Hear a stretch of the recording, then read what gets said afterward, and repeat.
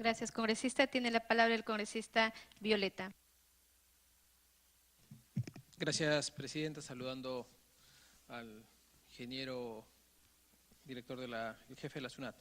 Yo me quería referir a dos aspectos. Uno que de alguna manera ha sido tocado ya reiteradamente también por mis colegas y que es esta alarma sobre las deudas tributarias, pero no para incidir sobre probablemente lo que ya tenemos aquí enfrente, que es un problema ya creado de 8.000 millones de soles en deudas tributarias acumuladas, sino para pensar desde el Parlamento qué procedimientos o normas deberían modificarse en relación a los procesos que existen para cuestionar las acotaciones tributarias que hace la SUNAT y que permite a estas empresas, que no son muchas, sino unas cuantas que saben bien estos procedimientos, cuestionar estas acotaciones tributarias y acumular esta cantidad de recursos que bien pueden servir al erario nacional y que en la medida de que están cuestionadas no están siendo cobradas.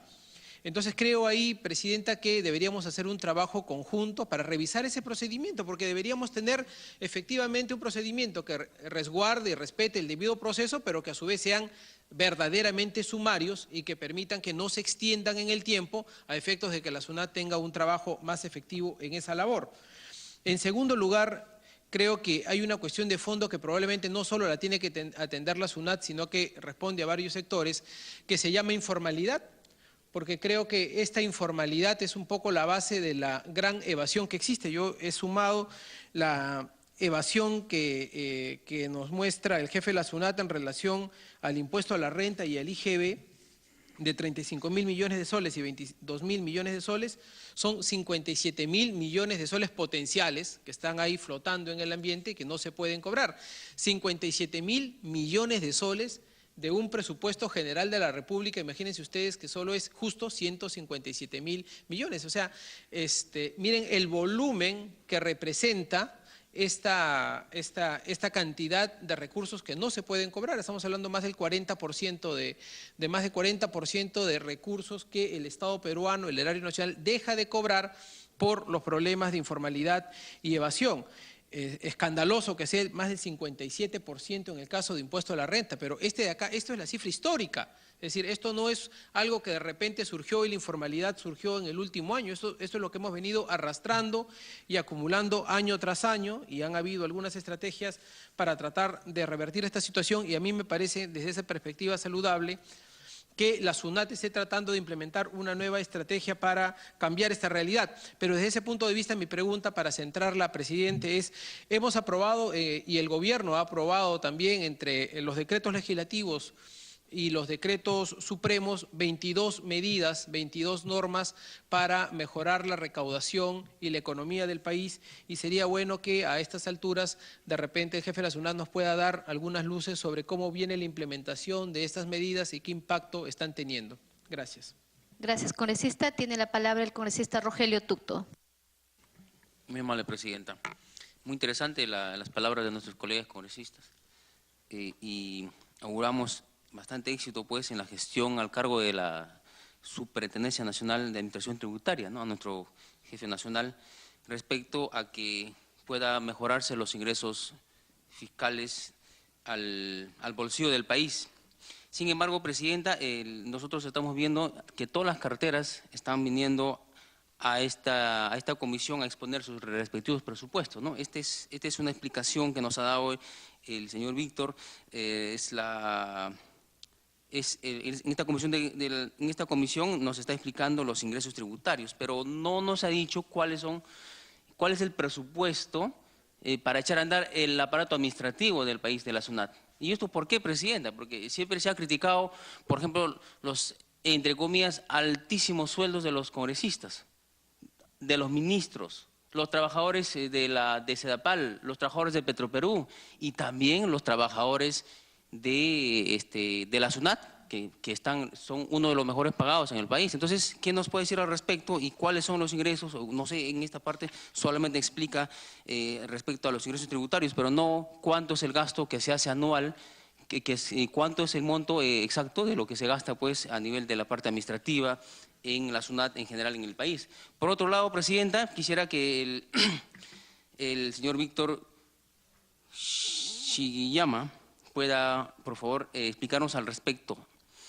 A principios de junio, la SUNAT es sorprendida a raíz de una denuncia publicada en el diario Hildebrand, en sus 13, que establecía una sentencia del Tribunal Constitucional, haría ganar pues el monto de más de 480 millones de soles al Banco Scotiabank, en la que se establece que el Tribunal Constitucional tenía un proyecto de sentencia favorable a los intereses del Banco Scotiabank.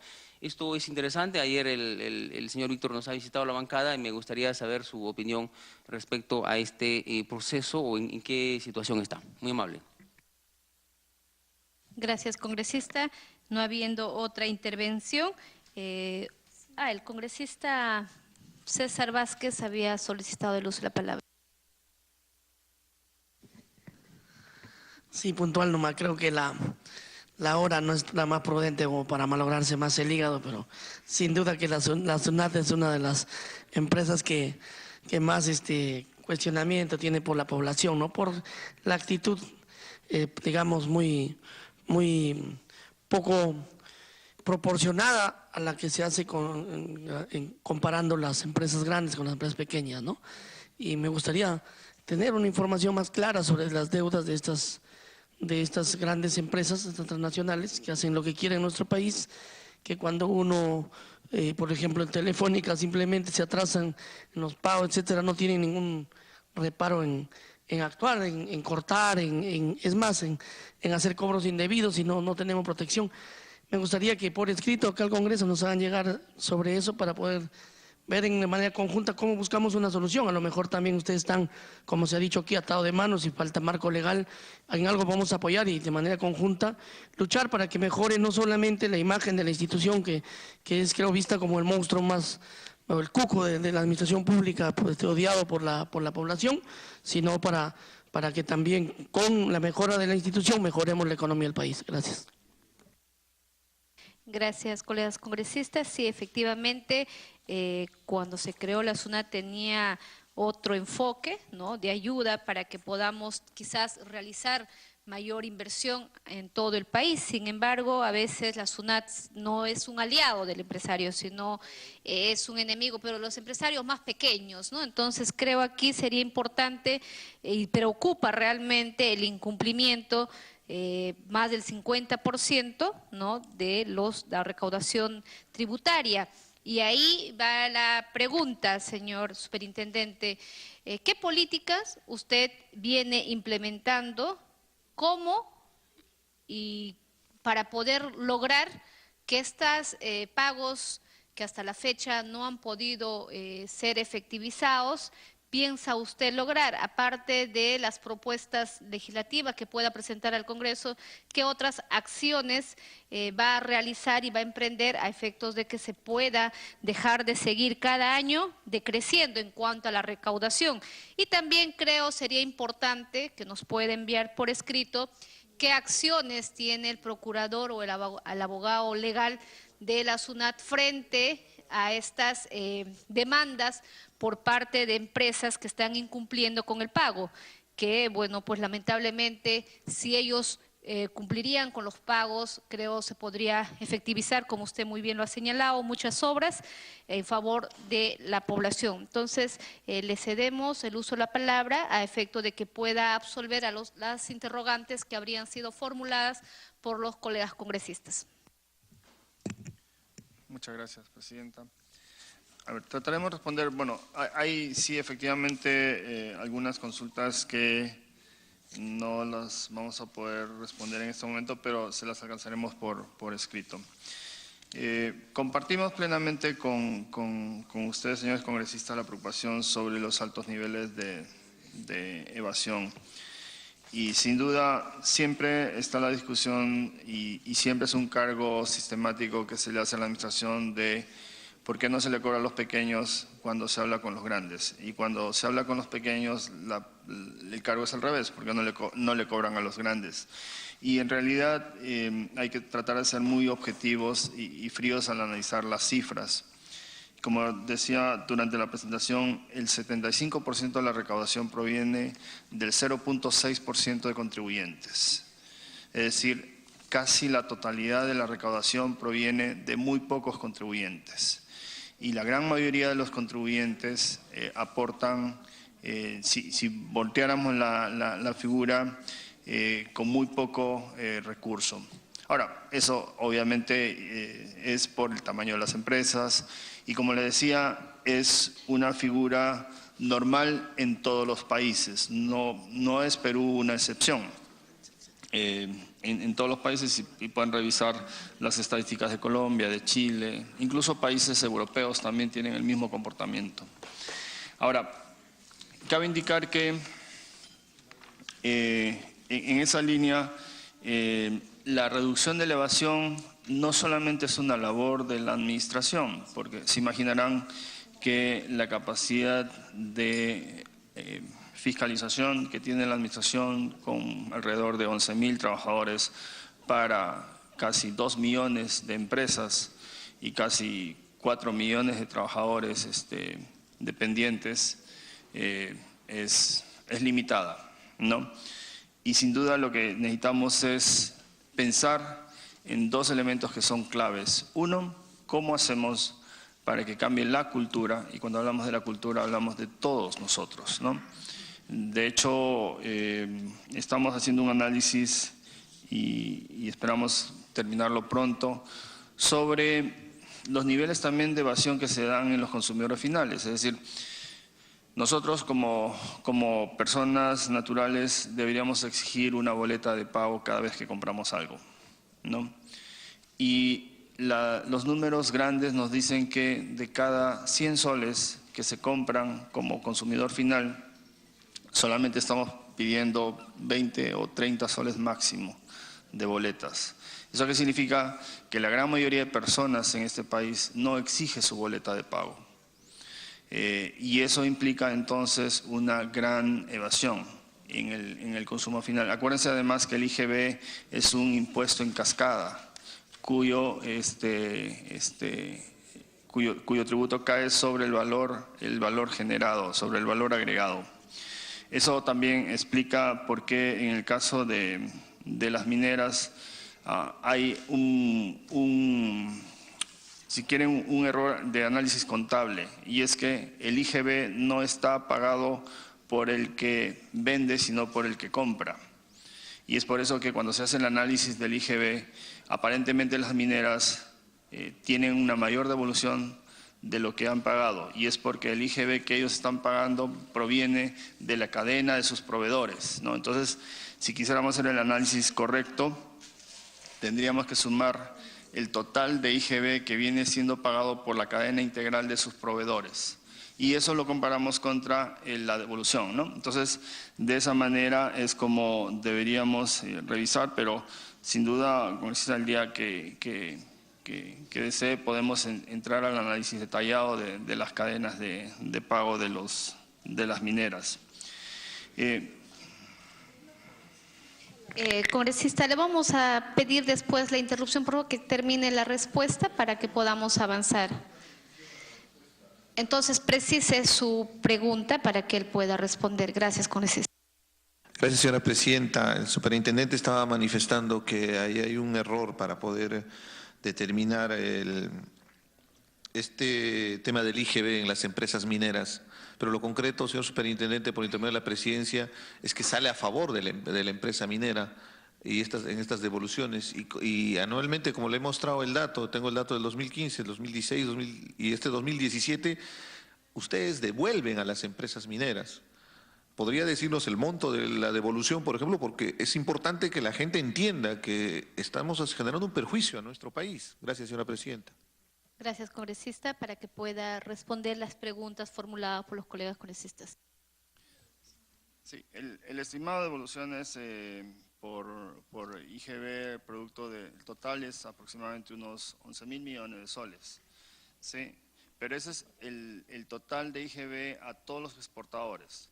Pero recuerden de nuevo que la política de devolución de IGB a exportadores es general, no es solamente para los mineros, es para todo exportador, porque la lógica del IGB es cargar el consumo, y todo bien que se exporta queda liberado del IGB. Esa es la razón por la cual se tiene esos niveles de devolución. Pero como le decía, congresista, es necesario hacer la revisión de la cadena integral con los proveedores a los que los exportadores, no solamente los mineros, le compran. Sobre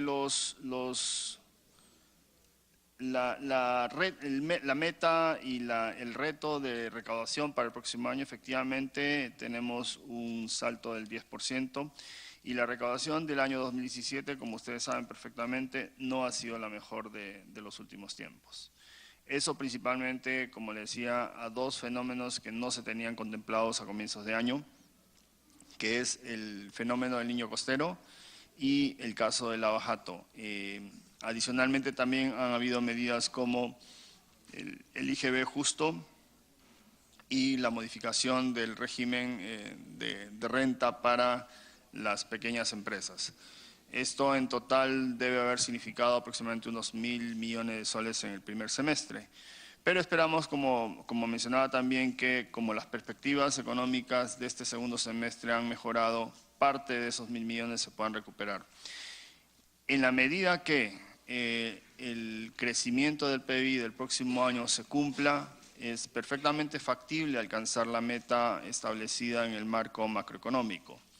De nuevo, estamos frente a un presupuesto y como ustedes saben, si se dan las condiciones y se dan los comportamientos esperados, es probable que efectivamente estemos llegando a las metas previstas en el marco macroeconómico. Ahora, hay medidas administrativas y medidas de procesos que estamos desarrollando para mejorar y para asegurar dicho cumplimiento. Entre las más importantes está el comprobante de pago electrónico. Y a partir del 1 de enero empezamos a generalizar el uso del comprobante de pago electrónico. De hecho, es un proceso progresivo para 2 años, pero los principales contribuyentes deberían iniciar su uso a partir del 1 de enero. Eso va a facilitar el seguimiento de la cadena de proveedores. Va a mejorar también el control de las devoluciones, que sin duda son una preocupación permanente de la administración. Y va a mejorar el cumplimiento porque reduce el costo de cumplimiento, en el sentido de que se puede hacer más automático el proceso de liquidación del impuesto general a las ventas, ¿no? Sobre el problema del cambio de domicilios fiscales y el impuesto de fomento municipal, cabe indicar que ese 2% del IGB es distribuido a nivel nacional, ¿no? Eso incluye incluso a la zona de selva que tiene exoneraciones del IGB. Por lo tanto, el domicilio fiscal en este caso no afecta a la distribución de dicho tributo, ¿no? Los centros de servicio son efectivamente un tema que hemos estado trabajando y el objetivo de SUNAT es que progresivamente reduzcamos la necesidad de que los contribuyentes acudan a un centro de servicio. Esa es la razón por la cual estamos poniendo mucho énfasis en virtualizar y en generar canales alternos de atención al contribuyente. Entre otros, apps en los teléfonos, canales telefónicos, la propia página web, de tal manera que el contribuyente no tenga la obligación de ir a un centro de servicio. También estamos cambiando todas las modalidades de pago de tal manera que la liquidación sea en línea y no tenga que acudir y lo pueda hacer en bancos o desde su empresa o desde su casa.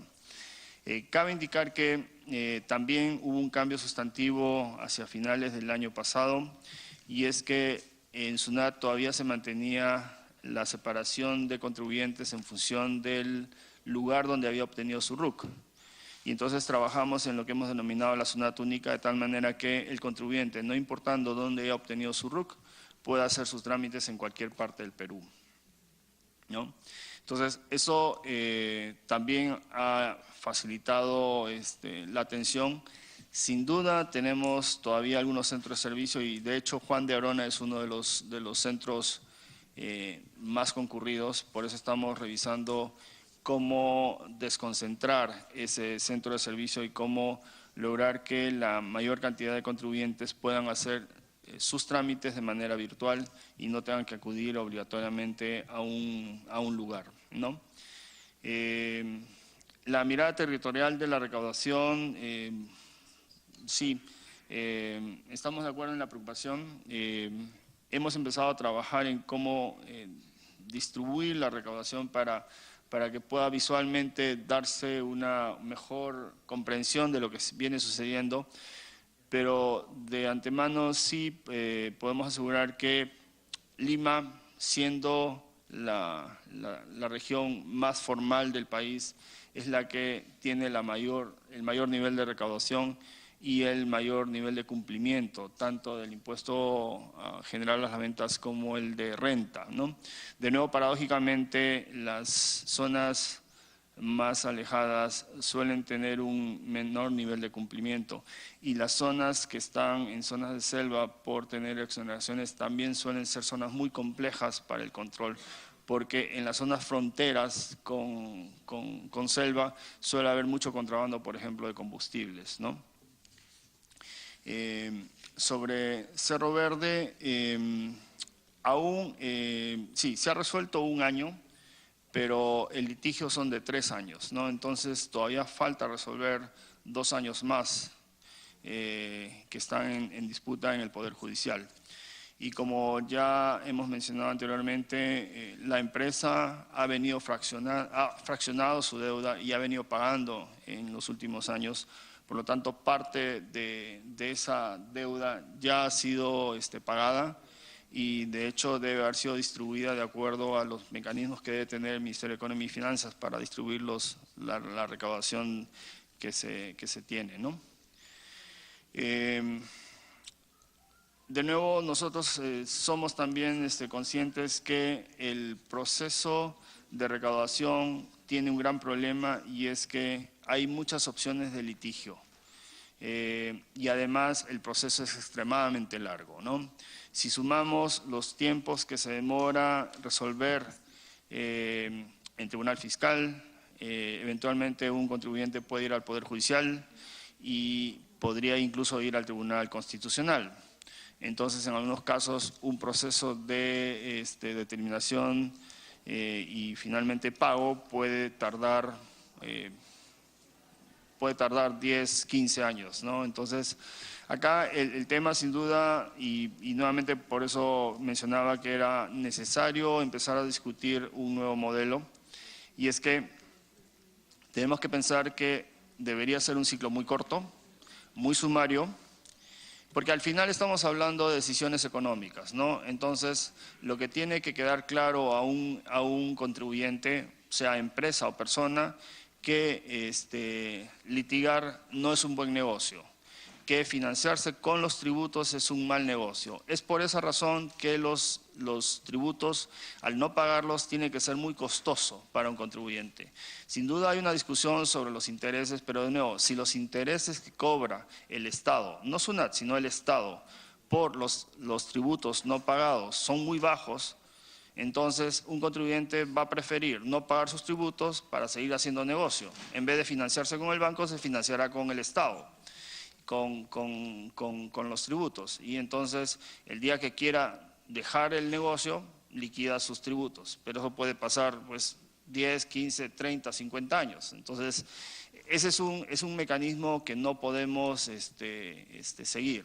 Es la misma razón por la cual tenemos preocupación sobre las discusiones que se vienen dando sobre los intereses en los fueros del Tribunal Constitucional, ¿no?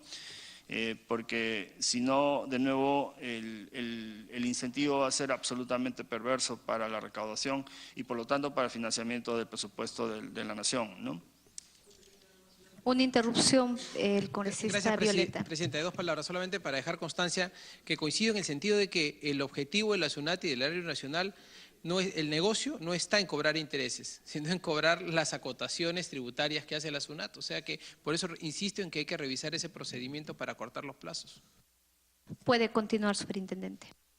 Sí, efectivamente, lo ideal y además porque la otra razón sustantiva por la cual quisiéramos buscar procesos muy cortos y sumarios es porque lo que finalmente interesa es el comportamiento del contribuyente. Y por lo tanto, si las consecuencias de su comportamiento las va a recibir 15 años después por una sentencia, el comportamiento no cambia. Es más bien se fortalece. Entonces, se incentiva. Entonces, indudablemente, si lográramos que los procesos se resuelvan en muy poco tiempo, el comportamiento del contribuyente cambiaría. Y obviamente tendríamos entonces una cultura más bien de pago del tributo, cosa que hoy no está sucediendo, ¿no?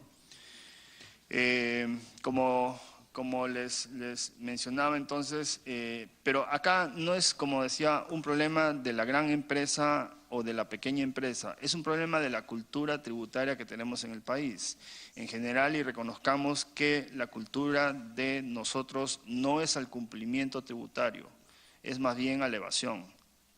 Basta preguntarle a las personas cuántas veces exige su boleta cuando va a comprar algo, ¿no?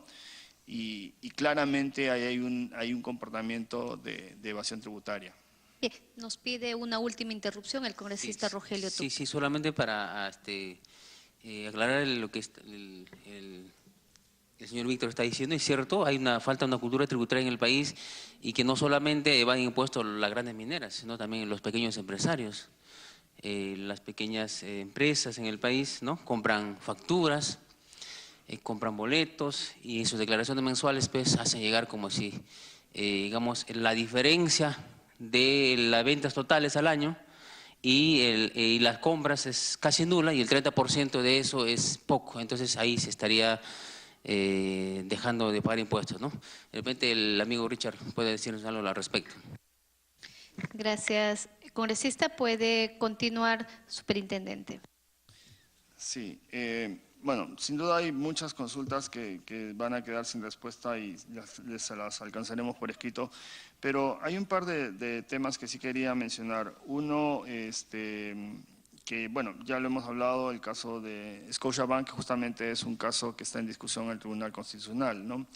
Entonces estamos esperando que se resuelva, ojalá se resuelva razonablemente y pensando en el efecto, como le decía, no solamente del monto que pudiera estar en discusión, que probablemente no sea tan importante, a pesar de que estamos hablando de montos grandes, sino del comportamiento que vamos a generar cuando se tenga la sentencia, ¿no? Entonces, para nosotros como Administración Tributaria nos preocupa y nos interesa más cuáles son las políticas que vamos a ir estableciendo como Estado y cuál es el comportamiento que vamos a generar cuando estamos dando tal o cual norma o tal o cual sentencia judicial, ¿no?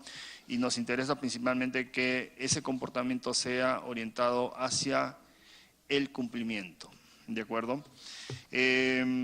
Y sobre el presupuesto de la administración de la SUNAT, bueno, en realidad, la información de la ejecución presupuestal de SUNAT sigue como cualquier otra de las entidades públicas. Nosotros reportamos y estamos conectados con el SIAF, con el Sistema Integrado de Administración Financiera. Toda la información de ejecución del presupuesto está en el portal del Ministerio de Economía y Finanzas, ¿no? Nosotros financiamos la operación de la administración tributaria, tanto de tributos internos como la de aduanas, basados en una comisión de la recaudación que es 1.5%. Cabe indicar que los bonos, porque se ha dicho muchas veces que había un bono que se pagaba en función de las acotaciones que se realizaban y que los fiscalizadores cobraban una comisión de dichas acotaciones. En realidad eso no ha sucedido nunca. Lo que sí se tiene es un bono por resultados, pero resultados institucionales. Y es en realidad una buena práctica tener un bono en base a resultados. Es una práctica moderna y me parece que la administración tributaria en ese sentido tiene una buena herramienta de gestión en sus manos para poder incentivar correctamente la labor de los trabajadores, ¿no? Bueno, es lo que quería mencionar. Bien, agradeciendo la presencia del señor Víctor Shigeyama Kobashigama, superintendente de la SUNAT, por su gentil concurrencia a la invitación de nuestra comisión, entendiendo que han quedado algunas preguntas que no han sido totalmente quizás respondidas. Agradeceremos que nos puedan enviar por escrito y también la pregunta que habría formulado desde la presidencia para ver qué políticas y qué es lo que tenemos que hacer para ir mejorando estas deficiencias en cuanto al cobro que se tiene por las deudas de muchas de las empresas, sobre todo de las grandes empresas, porque son los montos más mayores, ¿no? En ese sentido. Bien, una vez más agradeciendo y también agradeciendo a todos los colegas congresistas, levantamos la sesión siendo las 2:27. Muchísimas gracias, colegas congresistas. De esta manera concluye la sesión de la Comisión de Presupuesto que preside la parlamentaria Karina Beteta. Inició a las 10 de la mañana con la presentación del titular del Ministerio de la Producción, el ministro Pedro Olaechea. Luego estuvo sustentando su pliego presupuestal el señor Juan Pablo Ramos Espinosa, presidente del Tribunal Supremo Militar Policial, y finalmente acabamos de ver la presentación del superintendente de la SUNAT, Víctor Shigeyama Kobashigawa. Así ponemos punto final a esta transmisión. Sabemos que la Comisión de Presupuesto está en sesión permanente, en carrera contra el tiempo. Se van a seguir presentando los titulares de distintos pliegos y obviamente vamos a llevar todas las sesiones hasta sus hogares. Nos despedimos momentáneamente y seguimos con nuestra programación.